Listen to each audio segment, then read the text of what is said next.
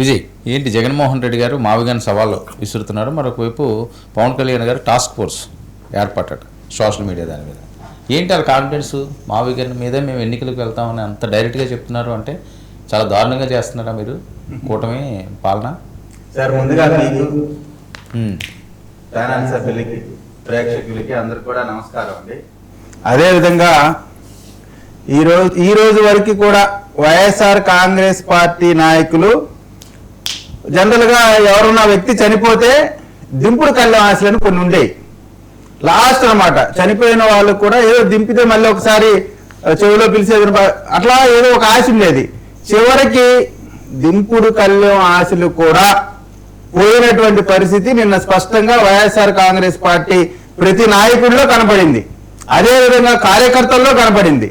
కాబట్టి మొదటగా వీళ్ళు చెప్పినటువంటి అంశం అమరావతి రాజధాని, ఇక్కడే నేను ఇల్లు కట్టుకుంటున్నాను, ఈ రాజధానికి సంబంధించినటువంటి దాంట్లో ఖచ్చితంగా జగన్మోహన్ రెడ్డి గారు దీనికి అనుకూలంగా సహకరిస్తారు, రాజధాని నిర్మాణం చేస్తారని చెప్పారు. ఆ తర్వాత ఏం చెప్పారు, అధికారం చేతికి రాగానే 3 రాజధానులు అన్నారు. 3 రాజధానులు అని హడావుడిగా ఒక పెద్ద ప్యాలెస్, ఒక అడుగు, ఏదో వీళ్ళు బాధపడతా ఉన్నారు కదా అమరావతి రాజధాని అభివృద్ధి చెందుతా ఉంటే అక్కడ 1000 ఖర్చు పెట్టారు, ఇక్కడ 200 ఖర్చు పెట్టారని. 37,000 రూపాయలు ఒక అడుగుకి కేవలం జగన్మోహన్ రెడ్డి గారు నిద్రపోయి లేచి ఆఫీస్కి వెళ్ళటానికో లేదా సాయంత్రం కూడా సరదాగా కూర్చొని వైజాగ్ సిటీని చూడటానికో అడుగుకి 37,000 రూపాయలు ఖర్చు పెట్టి వీళ్ళు ఖర్చుల గురించి వృధా గురించి మాట్లాడుతుంటే ఇంకెంతకంటే దౌర్భాగ్యమైనటువంటి రాజకీయం ఎక్కడా ఉండదు. అటువంటి వీళ్ళు ఆంధ్రప్రదేశ్ కి ఒక తలమానికంగా ప్రపంచ స్థాయిలో ఒక రాజధాని నిర్మాణం చేస్తా ఉంటే కేంద్ర ప్రభుత్వానికి సంబంధించి బ్యాంకులకు సంబంధించి అన్ని కూడా వచ్చి అమరావతిలో వాళ్ళ ఆఫీసులు పెట్టి దినదినం అభివృద్ధి చెందుతా ఉంటే దానిని ఓర్చుకోలేక మొన్నటి వరకు జగన్మోహన్ రెడ్డి గారు అమరావతికి వ్యతిరేకం అనుకున్నారు. అసలు అమరావతిని చంపాలి అనేటువంటి ఆలోచనతో ముఖ్యమంత్రి ఆయన దగ్గర నుంచి కూడా అదే ఆలోచనలో ఉన్నాడు అనేటువంటిది స్పష్టంగా అర్థమైపోతా ఉంది. కాబట్టి ఈ మావిగన్ అనేటువంటి మాట పేరే కామెడీ గన్ లాగా ఉంది. మొత్తానికి ఇప్పుడు పూర్తిగా దింపుడు కన్న ఆశలు కూడా వదిలేసుకున్నటువంటి పరిస్థితి కనబడతా ఉంది. మావిగన్ అనే మాటతో వాళ్ళ యొక్క రాజకీయ వైఎస్ఆర్ కాంగ్రెస్ పార్టీ ఆల్రెడీ చనిపోయి, అంటే మనం అనకూడదు కానీ అన్నమాట ఆ స్టేజ్ లోనే ఉంది. ఇప్పుడు పూర్తిగా కనుమరుగయ్యేటువంటి పరిస్థితి వాళ్ళకి మావిగన్తో వచ్చింది. ఇందాక సురేష్ గారు ఏదో రౌడీలు అంటున్నారు, ఎవరో రౌడీలు నాకు అర్థం కాదు. రౌడీలు అంటే రాజధాని ప్రాంత రైతులు, మీరు ఏ రాజధాని అయితే 5 సంవత్సరాల పాటు వేయించుకు తిన్నారు, మీ పిచ్చి నిర్ణయాల వల్ల దాదాపుగా 200 మంది మరణాలకు కారణమయ్యారు. ఆ ప్రాంతానికి 200-300 మంది 100 కారుల్లో బయలుదేరి వెళ్తే ఆ ప్రాంతంలో ఉండేటువంటి రైతులు నిరసన తెలిపేటువంటి హక్కు ఉన్నదా? అడగరా? నువ్వు ఎందుకు 5 సంవత్సరాల పాటు మమ్మల్ని ఆడవాళ్ళని కూడా చూడకుండా ఎంత దాష్టికాలు చేశారు? అటువంటి మీరు మా ప్రాంతానికి వస్తున్నప్పుడు మా ప్రాంతం పైన మీరు ఎందుకు వస్తున్నారు? రాజధాని ప్రాంతాన్ని మీరు సర్వనాశనం చేయాలి, ఇక రాజధాని ప్రాంతం ఉండకూడదు అనేటువంటి మాట ఉన్నటువంటి మీరు ఎందుకు వస్తా ఉన్నారు అని చెప్పి అడగడానికి వచ్చిన వారి పైన వికృతంగా నీచంగా మిడిల్ ఫింగర్స్ చూపిస్తూ వాళ్ళని రెచ్చగొట్టి ప్రజాస్వామ్య బద్దంగా వాళ్ళు చాలా శాంతి కాముకులు కాబట్టి 1-2 1-2 కోడిగుడ్లు వేశారు. కానీ వాస్తవంగా మీకు చేయాల్సిన సత్కారం అది కాదు. కాకపోతే మా నాయకుడు మా ప్రభుత్వం మీలాంటి పేకల కొలిటాలు నడిరోడ్డు మీద కేవలం జై జగన్ అనడానికి ఒక వ్యక్తిని పేక కోసినటువంటి మీరు కోడిగుడ్ల గురించి సంస్కృతి గురించి ఏమి నేర్పుతున్నారు? మీరు నేర్పినటువంటి సంస్కృతినే కానీ మేము కానీ అమలు పరిచి ఉంటే ఒక్కడు కూడా రాజకీయం ఈ రోజున వేరే విధంగా ఉండేది. మీ సంస్కృతిని మేము తీసుకోం, మా సంస్కృతిని మీరు ఫాలో అవ్వండి. అభివృద్ధి మా ఫార్ములా, అభివృద్ధి మా సంస్కృతి, సంక్షేమం మా సంస్కృతి. మీలాగా పేగలు కోసే సంస్కృతి మాది కాదనేటువంటి మాట చెప్తూ పూర్తిగా ఈ నిన్న జగన్మోహన్ రెడ్డి గారి ప్రెస్ మీట్ తో సమాప్తమైనది. ఏంటి task force? YSR Congress party సమాప్తమైనది. టాస్క్ ఫోర్స్ ఏంటి పవన్ కళ్యాణ్ గారు? సార్ ఇప్పుడు యాక్చువల్ గా ఒక జడ్జిమెంట్ ఉంది, సుప్రీంకోర్టు జడ్జిమెంట్, హర్నేష్ కుమార్ జడ్జిమెంట్. ఆ జడ్జిమెంట్ వల్ల ఏంటంటే 7 సంవత్సరాల లోపు ఉండేటువంటి శిక్ష పడేటువంటి సెక్షన్లు ఉన్న వాళ్ళకి స్టేషన్ బెయిల్ అనేటువంటిది ఆ యొక్క సెక్షన్ యొక్క సారాంశం. అందుకని అందరికీ కూడా ఈ లోపు వచ్చేటువంటి వాటిపైన స్టేషన్ బెయిల్స్ ఇస్తా ఉన్నారు. దాన్ని ఆసరాగా తీసుకొని వీళ్ళు మాట్లాడేటువంటి మాటలు, వీళ్ళు పెట్టేటువంటి పోస్టులు. నిన్న ఎవరో ఒక అతన్ని తెలంగాణలోనే ఒక అతన్ని అరెస్ట్ చేశారు. అరెస్ట్ చేయకంటే ముందు ఎవరో రెడ్డి కేవీఆర్ రావణ్ అనే అతను కూడా యూట్యూబ్ చేసినట్టున్నారు కదా సార్. అదే ముందు పవన్ కళ్యాణ్ గారు ఇటువంటి పరిస్థితిలో అంటే ఎవరిని తిట్టినా, అది జగన్మోహన్ రెడ్డి గారిని తిట్టినా, చంద్రబాబు గారిని తిట్టినా, పవన్ కళ్యాణ్ గారిని తిట్టినా, టాస్క్ ఫోర్స్ రాకముందే గౌరవ మాజీ ముఖ్యమంత్రి జగన్మోహన్ రెడ్డి గారి సతీమణిని తిట్టినా చట్టం కామ్గా కూర్చోలేదు. వాస్తవంగా మరి మీరు చెప్తున్నారు కదా, రావణ్ణో లేకపోతే ఇంకోనో మీరు తిట్టినంత మాత్రాన అరెస్ట్ చేస్తారా? వీళ్ళు అడిగే మాట విచిత్రం. తిరిగితే అరెస్ట్ చేస్తారా? టాస్క్ ఫోర్స్ పెడతారా? ఎక్కడ పెడతారు? ఎందుకు పెడతారు? మీరు తిడతాం తిట్టి ఏమంటారు? దమ్ముంటే అరెస్ట్ చేయండి అంటారు. మీరు చూసే వైసీపీ వాళ్ళు మీ వాళ్ళు తప్పు చేశారంటే తప్పు చేశారు, అది అరెస్ట్ చేయండి అంటారు. అరెస్ట్ చేస్తారో లబో గుండెలు బాదుకుంటారు. అంటే ఇక్కడ సార్ ఇవాళ పవన్ కళ్యాణ్ గారు చెప్పినటువంటి మాటని ఖచ్చితంగా అందరం కూడా స్వాగతించాలా. ఎవరు కూడా ఒక రాజకీయ ముఖ చిత్రంలో ఉన్న వాళ్ళని ఇష్టం వచ్చినట్టు తిరుగుతా ఉన్నటువంటి ఈ పరిస్థితులు మారాలా. నైతికతని ఖచ్చితంగా అందరూ కూడా అమలు చేయాలా. ఎవరిని కూడా ఇష్టం వచ్చినట్టు తిట్టకూడదు. అటువంటి వారిపైన చట్టపరమైన చర్యలు తీసుకోవాలా. పవన్ కళ్యాణ్ గారు తీసుకున్న నిర్ణయాన్ని వైఎస్ఆర్ కాంగ్రెస్ పార్టీ హర్షించింది అనుకున్నా. ఎందుకు? వాళ్ళని తిట్టినా మనల్ని తిట్టినా ఎవరైతే ఇటువంటి సంస్కృతి ఉండకూడదని రాజకీయ పార్టీలు కోరుకుంటాయి. కానీ వీళ్ళేమంటారు? అబ్బాయి మీరు అట్లాంటి పెట్టొద్దండి, మేము తిడుతూనే ఉంటాం, దమ్ముంటే అరెస్ట్ చేయమంటాం, అరెస్ట్ చేసే మాత్రం లబో ఏడుస్తాం. ఇది వాళ్ళ రాజకీయమైనటువంటి పరిస్థితి. ఖచ్చితంగా పవన్ కళ్యాణ్ గారు చెప్తున్నటువంటి మాట రాజకీయ ముఖ చిత్రంలో చాలా చారిత్రాత్మకమైనటువంటి నిర్ణయం. ఇష్టం వచ్చినట్టు బూతులు తిట్టి ఇవాళ మనం మాట్లాడతాం, ఒక అంశం పైన మాట్లాడతాం. దానికి వీళ్ళు పెట్టే బూతులు, వీళ్ళు చేసేటువంటి మాటలు, అసభ్యకరమైనటువంటి మాటలు, వాటికి ఒక ముగింపు పలకాలనేటువంటిది యువకుడుగా ఉన్నటువంటి సురేష్ కూడా హర్షిస్తారనుకున్నా. కానీ దాన్ని విమర్శిస్తా ఉన్నాడు. వాళ్ళ రాజకీయ భావదారిద్ర్యం, దానికి ఎవరైనా చేయలేరు. ప్రసాద్ గారు మీ వర్షన్ ఏంటి? మావిగన్ను టాస్క్ ఫోర్స్. ముందుగా 99 ప్రేక్షకులకు నమస్కారం, అలాగే ప్యానల్లో ఉన్న మిత్రులకి మీకు కూడా నమస్తే అండి. ఓకే, ఎవరి వర్షన్స్ వాళ్ళు చెప్పారు, బాగానే ఉంది. మావిగన్ ఇది ఎలా ఉందంటే సార్, తెలుసో తెలియకో ఈ ప్రాంతీయ పార్టీలని బీజేపీ కబంధ హస్తాల్లో చిక్కుకొని నిజంగా రాష్ట్ర ప్రైడ్ అయిన రాష్ట్ర రాజధాని విషయంలో కూడా వాళ్ళు మనని ఏమార్చి వాళ్ళు చేస్తున్న పనులు అంటే ఒక చేత్తో చూడండి ఈతకాయ ఇచ్చి తాటిగా పట్టుకెళ్ళిపోయాడు అన్నట్టుగా ఉన్నాయి. ఈ పరిస్థితిని మీరు జాగ్రత్తగా విశ్లేషించుకోగలిగితే ఓ పక్క రాజధానికి శాశ్వత గజెట్ ఇచ్చారు. ఇచ్చిన తర్వాత అట్లీస్ట్ వాళ్ళ బీజేపీ నుంచి ఒక మాధవ్ లాంటి వాడు ఒక అధ్యక్షుడి స్థానంలో ఉన్న అతను ఇదేంటిది కొత్త మావిగన్ స్లోగన్ ఏంటి, ఇది శాశ్వత రాజధాని మేము ఇచ్చిన తర్వాత what the hell is happening అన్న టైప్లో అతను ఉన్నాడా? అయితే కేంద్ర ప్రభుత్వంలో గతంలో అమరావతికి నేనే ఇక్కడ వచ్చి శంకుస్థాపన చేసిన తర్వాత ఓ 1500 కోట్లు ఇచ్చిన తర్వాత ఏవో తాత్కాలిక భవనాలు ఏవో భవనాలు అన్నారు, మా డబ్బులతోనే కట్టిన తర్వాత మీరు 3 రాజధానులను ఎందుకు అంటారు, మీరు కట్టిన భవనాలు తాత్కాలిక భవనాలను ఎందుకు అంటారని వీళ్ళని కానీ వాళ్ళని కానీ ప్రశ్నించకుండా ప్రజల్లో 5 సంవత్సరాల పాటు ఏమార్చి 5 సంవత్సరాల తర్వాత కూడా ఇవాళ 2 సంవత్సరాల తర్వాత మంగనాచిలాగా ఒక శాశ్వత రాజధాని ఇచ్చిన తర్వాత కూడా ఈ మావిగన్కి మళ్ళీ చిగురేసే కార్యక్రమానికి తెరలేపినందుకు రాష్ట్రంలో ఉన్న ప్రాంతీయ పార్టీలు బీజేపీని ఎందుకు క్వశ్చన్ చేయట్లేదు? ఇంకెవరికి రెస్క్యూకి వస్తారు? డబుల్ ఇంజిన్ సర్కారే కదా సరే. మనం ఇక్కడ శాశ్వత రాజధాని అనే గజెట్ తెచ్చుకున్న తర్వాత కూడా ఎందుకు మళ్ళీ మావిగన్ అన్న దానికి మాటలు లేస్తున్నాయి? ఇది ఖచ్చితంగా తెలుగుదేశంలో నుంచి పారాచూట్ వేసుకుని బీజేపీ నుంచి గెలిచిన ఒక విజయవాడ ఎమ్మెల్యే ఇస్తున్న ఒక బోటకప్పు ఫీలర్లు ఇవి. దీనికి at the cost of YSRCP. నిజమే, విధి విధానాల విషయంలో ఇందాక సురేష్ చెప్పినట్టు అమరావతి మీద ఎబ్బడి ముబ్బడిగా ఖర్చులు పెడుతున్నారు. తర్వాత కొంతమంది రైతులు స్వచ్ఛందంగా భూములు ఇవ్వడానికి లేరు.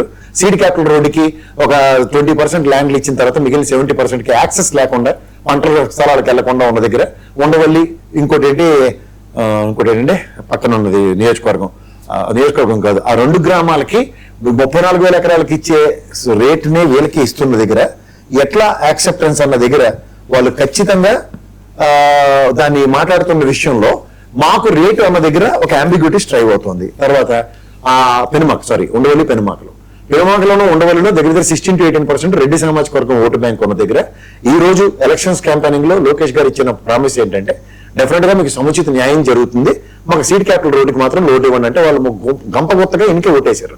తర్వాత ఎలక్షన్ అయిన తర్వాత ఈ రోజు దాకా 2 సంవత్సరాలు బట్టి వైఎస్ఆర్సీపీ శ్రేణులు కానీ, ఎందుకంటే ఉండవల్లి పెనుమాక పరిసర ప్రాంతాల్లోనూ చుట్టుపక్కల ల్యాండ్ ఎక్విజిషన్ కోసం చేస్తున్న దగ్గర రైతులు నిరసనగా వాళ్ళు ఉంటున్న దగ్గర అట్లీస్ట్ రామారావు గారి మరణం దగ్గర జరుగుతున్న ఒక అన్సర్టనిటీలో కూడా వైఎస్ఆర్సీపీ శ్రేణులు కానీ వైఎస్ఆర్సీపీ నాయకులు కానీ ఎందుకు లేరు? తర్వాత ఇవాళ మావిగన్ విషయంలో మాట్లాడుతున్న మాటలకి నేను దానికన్నా ముందు అమరావతి సందర్శన కోసం వెళ్ళిన ఉండవల్లి పెనుమాక రైతుల పిలుపు మేరకు వెళ్ళిన వైఎస్ఆర్సీపీ శ్రేణులకి ఇది పీపుల్స్ క్యాపిటల్ మీరే పేరు పెట్టినప్పుడు 60% ప్రజలు మీకు ఓటేసినప్పుడు 40% ప్రజలు వాళ్ళకి ఓటైన వాళ్ళకి రాజధాని లేనట్టే ఉన్నట్టే. ఏమో ప్రతివాడు ఏమైనా ప్రమాణం చేసి ఇది మా రాజధాని అని చెప్పి వెళ్ళాలి లోపలికి.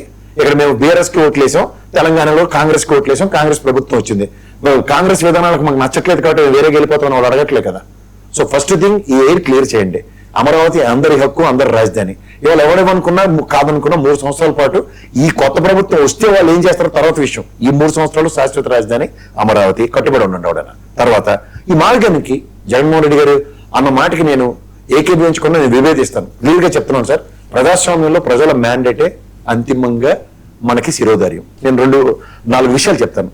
మనం ఆంధ్రప్రదేశ్ రాష్ట్రంలో ప్రజాస్వామ్యంలో పాదయాత్రలు చూద్దాం. ఒకటి వైఎస్ రాజశేఖర రెడ్డి గారి పాదయాత్ర, చంద్రబాబు గారి పాదయాత్ర, అలాగే జగన్మోహన్ రెడ్డి గారి పాదయాత్ర, తర్వాత లోకేష్ గారి పాదయాత్ర, తర్వాత అమరావతి పాదయాత్ర, అమరావతి రైతుల పాదయాత్ర. ఇక్కడ తెలంగాణలో తిరిగినాడు, మాకేట సంబంధం లేదు. ఫస్ట్ థింగ్ ఇక్కడ మీకు గమనించగలిగితే రాజశేఖర రెడ్డి గారిది కానీ చంద్రబాబు నాయుడు గారిది కానీ పాదయాత్ర డెన్సిటీ కనుక ఎవరైనా క్యాలిక్యులేట్ చేయగలిగితే అది దగ్గర 7,600 నుంచి 7,900 మధ్యలో జస్టిఫై అయింది. అంటే ఆద్యంతం పాదయాత్ర మొదటి రోజు నుంచి 7,000 10,000 మంది వచ్చారు లెక్క కాదు. వాళ్ళు పెట్టిన సభలు ఇవన్నీ ఒక అగ్రిగేట్ తీస్తారు. అట్లాగే జగన్మోహన్ రెడ్డి గారి సభ కూడా దగ్గర మీరు ఎవరు ఏమనుకున్నా కాదనుకున్నా డెన్సిటీ దగ్గర 7,960 దాకా లీడ్ అయింది. అండ్ లోకేష్ గారిది 6,000 6,500 దాకా. కానీ ఎంతమందికి తెలుసో నాకు తెలియదు. కానీ నాకు ఇవాళ ఒక పెద్ద మనిషి నాతో డిస్కస్ చేస్తున్నప్పుడు అమరావతి పాదయాత్ర డెన్సిటీ కనుక ఆద్యంతం గమనించగలిగితే 29,600 సస్టైనిటీ. ఎందుకంటే మీరు గ్రేటర్ రాయలసీమ మొత్తం అంతా తిరిగిన నేపథ్యం కనుక ఆలోచించగలిగితే ఇంక్లూడింగ్ ప్రకాశం, నెల్లూరు ఇవన్నీ, ఎందుకంటే అమరావతి నుంచి మొదలైంది, ఫస్ట్ ప్రకాశం, నెల్లూరు ఇవన్నీ అడ్డిల్స్ దాటుకుని వెళ్ళారు. సో మీరు అడ్డిల్స్ క్రియేట్ చేసిన వాడెవర్ స్టేట్ లో ఒక మేజర్ చంక్ పీపుల్ యాక్సెప్టెన్స్ తో వచ్చిన అమరావతి వాళ్ళ. ఎందుకంటే దాని తదనంతర పరిణామాల్లో రిట్ ఆఫ్ మ్యాండమస్ తీర్పు, 3 రాజధానుల బిల్లు అసెంబ్లీ సాక్షిగా విరమణ, దానికన్నా ముందు గౌరవ అపోజిషన్ లీడర్ గా ఉన్న చంద్రబాబు నాయుడు గారు రాష్ట్రపతి గారిని కలిసి కాన్స్టిట్యూషన్ వైలేషన్, ఎందుకంటే మండలి చైర్మన్ సంతకం లేకుండా తీసుకున్న గజెట్ ఇది. సో వీటన్నిటికీ శాశ్వత పరిష్కారంగా ఆ రోజు జగన్మోహన్ రెడ్డి గారు 3 రాజధానుల బిల్లు విరమించుకుంటున్నామని చెప్తూ కొత్త విధానాన్ని అనౌన్స్ చేస్తానన్నారు. కానీ ఆ టెన్యూర్ లో కొత్త విధానం, కొత్త రాజధానుల పట్ల చిత్తశుద్ధి అని ఎప్పుడు ప్రదర్శించలేదు. రెండోది, ఈ టెన్యూర్ లో మావిగన్ అనే పదంతో 6 జిల్లాలు నేను మాట్లాడతాను. అందులో గుంటూరులో అమరావతి ఉండొచ్చు, ఇవాళ గుంటూరు మావిగన్లో గుంటూరు ఉండొచ్చు. వాట్ అబౌట్ విజయవాడ కొత్త ఆవిష్కరణ, మచిలీపట్నం కొత్త ఆవిష్కరణ, దీనికన్నా ముందు విశాఖ, కర్నూలు న్యాయ రాజధాని, విశాఖ ఫైనాన్షియల్ క్యాపిటల్ దగ్గర. ఈ 6 జిల్లాల్లో 13 జిల్లాలతో ఏర్పడిన హైదరాబాద్ తో వదిలిన తర్వాత ఏర్పడిన ఆంధ్రప్రదేశ్ లో ఈ 13 జిల్లాల్లో కేవలం 6 జిల్లాలను కాన్సన్ట్రేట్ చేస్తున్న ఈ వైఎస్ఆర్సీపీలో యాక్సెప్టెన్స్ చూద్దాం. మీరు చెప్పిన అమరావతికి వ్యతిరేకమా లేదా యాక్సెప్టెన్స్ అన్న దగ్గర మీరు ఏమన్నా చేసుకోండి, 5 సంవత్సరాలు మాత్రం అక్కడ నుండి పరిపాలించారు. లేదా ఈ బీజేపీని 6 నెలలు తీసి మీరు కొత్తగా డబ్బులు ఇస్తేనే మేము ముందుకెళ్తాం. లేదా సిఆర్డీఏ చట్టంలో ఇవాళ మా పేరు నాని గారు మాట్లాడుతూ ఈ అద్దె భవనాలు శాశ్వత భవనాల కింద మీరు కట్టిన తర్వాత కూడా అద్దె చెల్లించవలసి వస్తుంది ప్రభుత్వం దగ్గర. సిఆర్డీఏ యాక్ట్ అమెండ్ చేయాలని చెప్పి తప్పించుకునే దగ్గర అమరావతికి వ్యతిరేకమైన బుల్డోజ్ అవుతున్నా సరే చెల్లించని ఆ మంత్రిగణం ఎక్కడున్నారు? నిద్రపోయారా? నిద్రావస్థలో ఉన్నారా? ఈ ధర్మాన ప్రసాద్ వాళ్ళ బ్రదర్స్ ఇద్దరు ఒకళ్ళు జుట్లు పంచాయతీలు పెట్టుకుని తీసుకున్నారు కదా మినిస్టర్లు. అంత అపార అనుభవం ఉండి దుర్యోధనుడు ఏకపాత్రంలో అనర్గళంగా కాంగ్రెస్ ప్రభుత్వంలో పేపర్ చదవకుండా చదివాడు కదా. ఈ విషయంలో ప్రభుత్వానికి కన్ఫంటేషన్స్ ఎందుకు వెళ్ళారు? ఇప్పుడు మాట్లాడదాం. ఈ విషయాలకు వస్తే ఆ 3 జిల్లాల్లోనూ మొన్న గుండు గీసి కూర్చోబెట్టారు. ఇవాళ మీరు గుంటూరు, విజయవాడ పరిసర ప్రాంతాల్లో గుండు గీసి కూర్చోబెట్టారు. ఇంకా కొత్త జిల్లా మచిలీపట్నం అంటున్నారు. ఇప్పుడు మీకున్న దగ్గర మచిలీపట్నంలో ఎన్ని గెలిచింది వైఎస్ఆర్సీపీ? ఇది ఒక పక్కన పెడదాం. మచిలీపట్నంకి ఇప్పుడు సిఆర్డీ యాక్ట్ అనుభవించి మాట్లాడితే 16 కిలోమీటర్ల రేడియస్ పోర్ట్ రోడ్డు తప్ప మిగిలినవన్నీ సిఆర్డీఏ చట్ట పరిధిలో ఉన్నాయి. ఇప్పుడు గ్రేటర్ హైదరాబాద్ కి దీన్ని అన్వయిస్తే గ్రేటర్ హైదరాబాద్ కనుక 180 కిలోమీటర్ల రేడియస్ అంటే జగన్మోహన్ రెడ్డి చెప్పినంత నేను చూపిస్తాను. ఒక సచివాలయం కానీ, ఒక హైకోర్టు భవనం కానీ, లేదా అసెంబ్లీ భవనాలతో రాష్ట్ర రాజధాని పరిధిని నిర్ణయించలేము. అది confine to particular subject only. But as far as development prospect is concern, that is huge debatable topic. ఇవాళ ప్రజాస్వామ్యంలో అపోజిషన్ పార్టీగా మీరు వైటల్ రోల్ ప్లే చేయాలంటే అద్దాలకు ఎంత ఖర్చు పెడుతున్నారు, శానిటరీకి ఎంత ఖర్చు పెడుతున్నారు అన్న దగ్గర అమరావతి రైతులు ఈ ఎండ్ ఆఫ్ ద డే ఈ ప్రభుత్వం పూర్తి చేయలేకపోతే ప్రజలకు పడుతున్న పెనుభారం 40,000 కోట్ల మీద అవగాహన సదస్సులు కానీ అవగాహన కార్యక్రమాలు రాష్ట్ర వ్యాప్తంగా ఎందుకు జరిపించట్లే? అయిపోవచ్చు.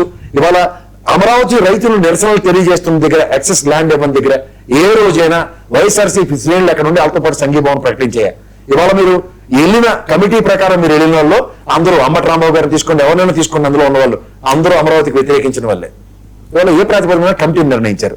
ఇవన్నీ ఒక ఎత్తి అయితే ఈ దైర్యానికి తోడు మీకు లీగల్ సెల్ ఎందుకు పనికిరాదని నేను డెలిబరేషన్ ఇస్తున్నాను. ఎందుకంటే ఇవాళ పవన్ కళ్యాణ్ గారు ఏదైతే చెప్తున్నారో అన్న దగ్గర నేను ఒక విషయం చెప్తాను మీకు. ఇవాళ మా కేవీఆర్ ఇక్కడ తెలంగాణ ఒక జర్నలిస్ట్, అతని ఇంటి ఎదురుకుండా పోలీస్ డిపార్ట్మెంట్ 2.5 నెలలు బట్టి ఇల్లు తీసుకొని రెక్కి చేస్తున్నారు. ఏ బుర్ర తక్కువ సలహా ఇచ్చారో నాకు తెలియదు, కానీ 2.5 నెలలు అండర్ గ్రౌండ్ లో ఉన్నప్పుడు హైకోర్టులో క్రాష్ పిటిషన్ ఎందుకు వేయలేదు? నేను దీనికన్నా ముందు నేను సోషల్ మీడియాలో ఉన్న ప్రతి ఒక్కరికి ఇలా 2 చేతులు దండం పెట్టి చెప్తున్నాను, దయించి అబ్యూజివ్ లాంగ్వేజ్లు వాడకండి. ఎవడు మన రక్షణకి రావట్లేదు. ఏ పార్టీ వాడైనా లీగల్ సెల్ ఇంత స్ట్రాంగ్ గా లేవు. మీకు ప్రాక్టికల్ గా చెప్పాలంటే కేవీఆర్ విషయంలో 2.5 నెలలు బట్టి వాళ్ళు రెక్కి నిర్వర్తిస్తూ ఇక్కడే ఉన్న దగ్గర ఆడ తెలివి తక్కువ ఎవడే సలహా ఇచ్చాడో ఆయన అండర్ గ్రౌండ్ పోయాడు. అండర్ గ్రౌండ్ పోయినప్పుడు ఈ తెలివి తక్కువతనం చూడండి. హైకోర్టులో క్రాష్ చేయాలి. ఏది ఎఫ్ఐఆర్ రిజిస్టర్ అయినప్పుడు ఎవరు అడిషనల్ డీజీపీ క్యాడర్ లో ఉన్న బీఆర్ క్యాడర్ చెందిన సునీల్ గారికే దిక్కులే సార్. ఇక్కడికి వచ్చి శంభో శంకరాన్ని కోర్టులు అంపటాన్ని న్యాయ వ్యవస్థ చుట్టూ తిరుగుతున్నారు. దయించి న్యాయ వ్యవస్థను పోలీస్ వ్యవస్థను ఎవరు పెట్టుకోకండి. ఎందుకు పెట్టుకోవద్దని చెప్తున్నానంటే మన స్థాయి కాదు. ఎందుకంటే ఎవరైనా సరే పోలీస్ స్టేషన్ ముందు ఓహో అంకుశంలో రాజశేఖర్ రామిరెడ్డి గారి లాగా మెటమెట్లాడిపోవచ్చు, సాయి కుమార్ డైలాగులు ప్రభావితం అవచ్చు. పోలీస్ స్టేషన్ లోపలికి వెళ్తే ఎవరైనా పిల్లే, వాళ్ళ ముందు మనం ఎందుకు పనికిరాం, ఇది తెలుసుకోండి ఫస్ట్ థింగ్. రెండోది న్యాయ వ్యవస్థ ప్రొటెక్షన్ అన్న దగ్గర ఇవాళ కేవీఆర్ కి 14 రోజులు రిమాండ్ ఇచ్చింది. అతన్ని ఇవాళ మా తెలంగాణ సామాజిక వర్గంలో ఉన్న ఎంటైర్ జర్నలిస్ట్ ఫ్రెటర్నిటీ కడుపులో పెట్టుకుని కాపాడుకుంది. ఈ తెలివి తక్కువ ఐడియా వలన లీగల్ సెల్ ఎలా ప్రారంభం చేస్తుందని తెలుసుకోండి మీరు. ఎందుకంటే క్రాష్ చేయలేదు, ఎఫ్ఐఆర్ కి తీసుకెళ్లి అట్లీస్ట్ కోర్టులో సరెండర్ చేసి బెయిల్ కూడా ఇప్పించలేదు. ఎందుకు ఈ దిక్కుమాల అండర్ గ్రౌండ్? దేనికి దిక్కుమాల అండర్ గ్రౌండ్? ఇలా మనకి ఎవరైనా లీగల్ అడ్వైజర్లు కానీ లీగల్ సపోర్ట్ కానీ ఇచ్చేవాడు ఎవరైనా ఉండడా? ఓకే, ఏ ప్రాతిపదిక మీద మీరు వెచ్చలవిడిగా స్వేచ్ఛను భావ ప్రకటన స్వేచ్ఛను దుర్వినియోగపరుస్తూ అబ్యూజివ్ లాంగ్వేజ్లు మాట్లాడుతున్నారు? సో నేను అంటుంది ఇవాళ ఒక ప్రొవకేషన్ లో ఉన్నప్పుడు మాట్లాడే ఆవేశభరితమైన స్పీచ్లు వేరు. Abusive language is not at all tolerable వ్యవస్థాగతంగా. దీని మీద ఉక్కుపాదం మోపడానికి ప్రభుత్వం నిర్ణయాలు అన్నప్పుడు ఏం ఐటీ మినిస్టర్ ఏమైపోయాడు, హోంశాఖ మంత్రి అయిపోయాడు, మధ్యలో పవన్ కళ్యాణ్ గారు ఏ ప్రాతిపదిక డెసిషన్ తీసుకుంటారు? పంచాయతీరాజ్ శాఖ అయినప్పుడు కేబినెట్ సముచిత నిర్ణయం సమాలోచిత నిర్ణయంతో కేబినెట్ నిర్ణయంగా దాన్ని ప్రకటించి ఒక ఐటీ మినిస్టర్ కానీ అండ్ హోమ్ మినిస్టర్ గారి సమన్వయంతో ఒక డెలిగేషన్ ఆఫ్ మినిస్టర్స్ తో దీన్ని చేయకుండా ఏ ప్రాతిపదికన పవన్ కళ్యాణ్ గారు డెసిషన్స్ తీసుకుంటున్నారు? నిజమే, ఇది ఇంప్లిమెంటేషన్ పార్ట్ లో వాట్ ఎవర్ ఇట్ ఈస్ సంఘీభావం ప్రకటించిన కేబినెట్ అన్నది ఎక్కడ మాకు లేదు కదా. ఓ పంచాయతీరాజ్ శాఖ ఈ ఐటీకి సంబంధించిన యాక్ట్ ఎలా తీసుకొస్తాడు సోషల్ మీడియా మీద? మేబీ ఆ పార్టీ తరఫున వాళ్ళ నిర్ణయం అవ్వచ్చు. అది జగన్మోహన్ రెడ్డి గారికి సంబంధించిన వాళ్ళందరినీ వ్యతిరేకించే కార్యక్రమంలో వాళ్ళందరి మీద ఉక్కుపాదం మోపడానికి పవన్ కళ్యాణ్ గారు గతంలో ప్రదర్శించిన భావావేశానికి ఇవాళ రాజ్యాంగబద్ధమైన పదవుల్లో డిప్యూటీ చీఫ్ మినిస్టర్ గా ఉన్నప్పుడు కాన్స్టిట్యూషనల్ రైట్స్ ని యూజ్ చేసుకుంటూ ఇంకొక డెలిబరేషన్సా? ఇది నాకు అర్థం కాని విషయం. అసలు ఏ కెపాసిటీతో ఇలాంటి నిర్ణయాలు తీసుకుంటున్నారు? ఇదే గౌరవ ముఖ్యమంత్రి గారు, ఎస్ నేను సోషల్ మీడియా పట్ల ఉక్కుపాదం మోపబోతున్నాను, లేదా గౌరవ హోంమంత్రి గారు, లేదా ఐటీ మినిస్టర్ గారు లోకేష్ గారు, మేము ముగ్గురు సమన్వయంతో ఈ డెసిషన్ తీసుకుంటున్నామంటే ఏదైనా యాక్సెప్టబుల్. కానీ పవన్ కళ్యాణ్ గారు లేదా అటవీ శాఖ మంత్రి నేను మీరు మాట్లాడినప్పుడు మంచి లేదు నాకేం చేయమంట నాకు ఇచ్చేది. నేను మాట్లాడినప్పుడు నేను మధ్యలో చూడగలను. విజయకాంత్ గొంతు నాకు ఉండకపోవచ్చు కానీ నేను ఖచ్చితంగా మాట్లాడాను. రాలేదు కంక్లూడ్ చేయండి. నేను చెప్తే మీకు లేదా? లేదండి, ఇంకా ముగ్గురు సరే మీకు అవకాశం కంక్లూడ్. ఇవాళ ఒకటి సోషల్ మీడియా మీద భావ ప్రకటన స్వేచ్ఛ మిస్యూటిలైజేషన్ ఉన్నప్పుడు ప్రభుత్వాలు కేంద్ర ప్రభుత్వంతో సమన్వయపరుచుకుని ఒక బ్రహ్మాండమైన యాక్ట్ తీసుకురండి. We are all appreciate. అంతేకాని వ్యక్తిగత రివెంజ్లు తీర్చుకోవడానికి ఒక పార్టీ అపోజిషన్ ఉంది కాబట్టి అలా కొలబడి చేద్దాం, ఆ లోన్లు వేసేసుకుందాం అంటే చాలా కష్టం.